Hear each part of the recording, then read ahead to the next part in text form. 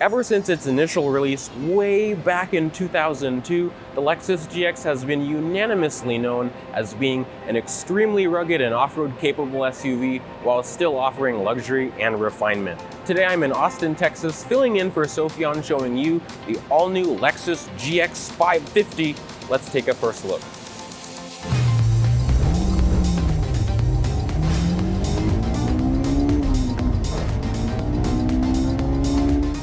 So this GX in particular is their Overtrail trim, which is their new rugged off-road trim level that really looks like a Land Rover Defender. Very cool. It has 33-inch wheels as standard, skid plates, so it's a little bit taller, but that's for a whole other video that Sofyan will cover. This one also features Lexus's new Earth paint code, which looks very cool, reminds me of Toyota's sand color. As you can see, the GX offers full triple beam LED headlights with LED daytime running lights. Very nice. In pictures, I wasn't too sure with how it looked, but it really has a presence to it. It's very blocky. To me, the face just looked a little bit small, but as you can see, this uses Lexus's spindle design concept grille, which is a new incarnation of the spindle grille. Looks better on this one. Also, the GX, this new one, is 3¼ inches wider than the GX 460, the outgoing model. And I can really tell, especially with these wide fender flares and the protruding hips. The hood is very bulbous as well. But if we get in a little bit closer, we can see a camera for the 360 camera.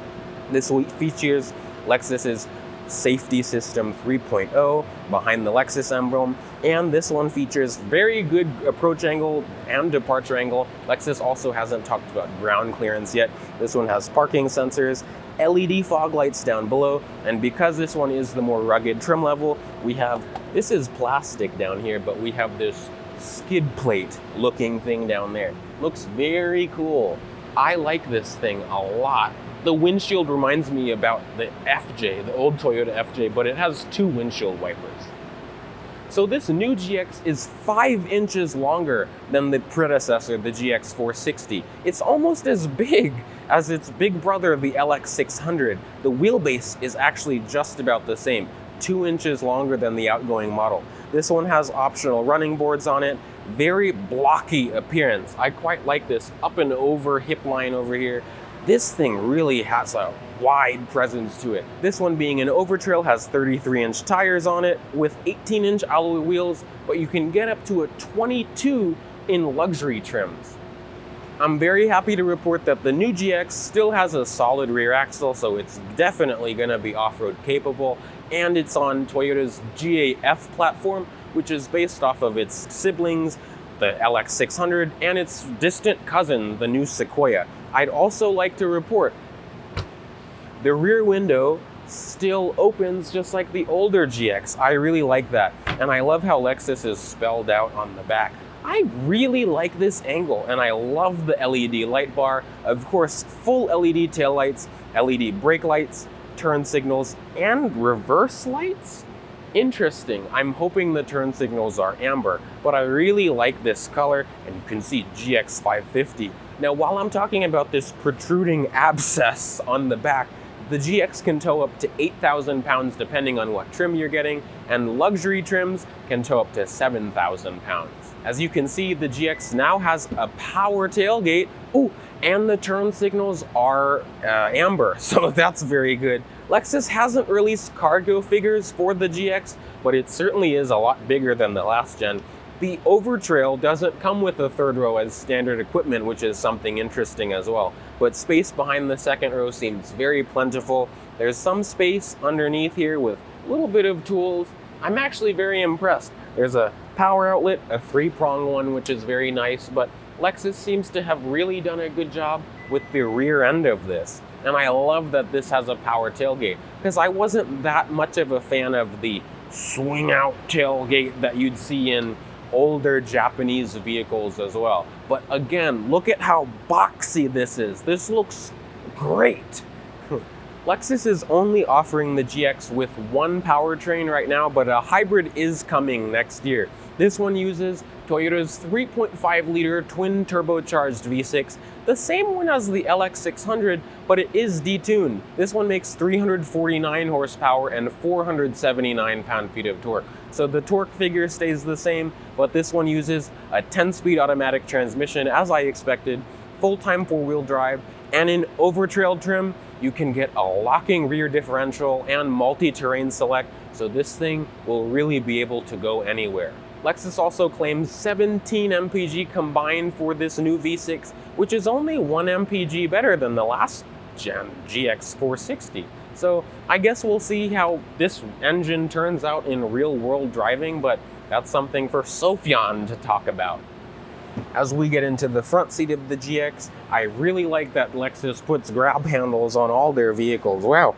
I can also notice, before I even get in, the seats are really nice on this one. It's a full leather. This one being an overtrail gives it this green Alcantara, which looks very cool, and there's something that seems to be embroidered on the backside of the seats, but they're perforated leather as well with real stitching. They feel so nice and soft, but I wanted to talk about how there's a thigh extension as well, and both the driver's seat and the passenger seat offer full power. But let's get in and see. Wow, this is actually nice in here. Wow. Close the door, a nice solid thunk. Let's see if the car is on. Very nice, very nice. This features Lexus's 12.3-inch display for the gauges. Full digital. I love that they're putting digital gauges in everything. Very nice. This one also has a heads-up display as well. I love how I sit in this. You really sit up high, and I'm glad Lexus does say that this is an off-road model, and I can still see over the hood, which is nice. The seats, again, are power, but the steering wheel is a 3-spoke leather-wrapped wheel. It's Lexus's current design. It features paddle shifters, automatic headlights behind that, and also automatic wipers. This one also has Lexus's driver attention monitor that's right behind the steering wheel as well. But if we center our attention to the center of the vehicle, this one has Lexus's 14-inch digital display featuring their new Connect Services infotainment system. Features Apple CarPlay and Android Auto as wireless and wired. I just, again, wish that it had a dedicated home screen. Other than that, it's a pretty snappy system. I've used it in the new Sequoia and some other Toyota and Lexus products, so it's pretty good. Very responsive, and the map works very well. But now, just like the older GX as well, the climate controls are more embedded into the screen, but Lexus does offer physical buttons for the driver and passenger side temperature. The driver and passenger side seats are heated and ventilated, if I forgot to mention. I really like the interior. They did a good job. There's this little grab handle or a little tray behind, well, for the passenger side. Down below the infotainment system are the controls for the four-wheel drive system and the multi-terrain select. Also the shifter for the 10-speed automatic. The toggle, wow. So center and rear locking diff in this overtrail, and of course full-time four-wheel drive. There doesn't appear to be a wireless charger in this one, but there's 2 USB Type-C ports, 2 reasonably sized cup holders. The armrest is nice and soft. Wow, it's cooled in this one. And it's a cooled box. You have water in there. That's unbranded, which is nice. But I am actually very impressed with the interior of the GX. Anything else to mention? 3-person memory for the driver's seat, steering wheel, and mirrors. The mirrors are really nice to look out of.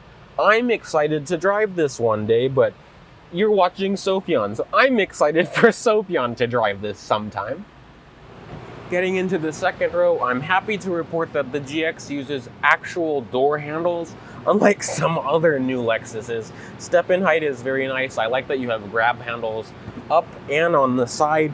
Very nice as we get it in here. This really does feel like a truck, but it feels very solid. This one I can see has heated rear seats. I believe cooled seats are available on luxury trim levels, but I am very happy to report that Lexus puts 2 USB Type-C ports in the back of the GX. There's no third zone for the climate control. That's something I see, but I would expect that in luxury trims as well. But there are 2 air vents on the back side of the console, but I don't see any in the ceiling like in the larger LX. In terms of space, I'm 5'9" and I'm actually pretty comfortable. The passenger seat is about where I'd sit and I have great legroom. This seat does not slide, but it is a 60/40 split folding seat, which is nice. I have great headroom because this thing is a box. It's fantastic. The second row passengers have rear sunshades, peasant blockers, and also there's an armrest with two reasonably sized cup holders in the middle, but the seats themselves are actually pretty comfortable. I'm also surprised to see, but not really because this is body on frame, the drivetrain hump is quite intrusive, but if I sit in the middle, it's actually not that bad. 3 of me could fit back here. I hope I'm not too close to you, but 3 of me could fit back here. Lexus is offering the new GX in 6 different grades, as they call it, starting off with the Premium, and then the Premium Plus, Luxury, then Luxury Plus, and then Overtrail and Overtrail Plus. Lexus hasn't talked about pricing yet, but I'm expecting it to be around the $55K MSRP as the outgoing model. Lexus does say that it's not supposed to be that much higher, but we will see. And that, my friends, is the all-new Lexus GX 550. I hope you all enjoyed this little dive in this really massive and blocky SUV. Stay tuned for Sophian's full review and driving impressions later on. I'm not exactly sure when that'll be, but I hope you all enjoyed my presence on the Redline channel. Thank you all for watching and liking and commenting and supporting. I'll read your comments in Sophian's comments as well, but I'll see you all in the next video. Bye, peeps.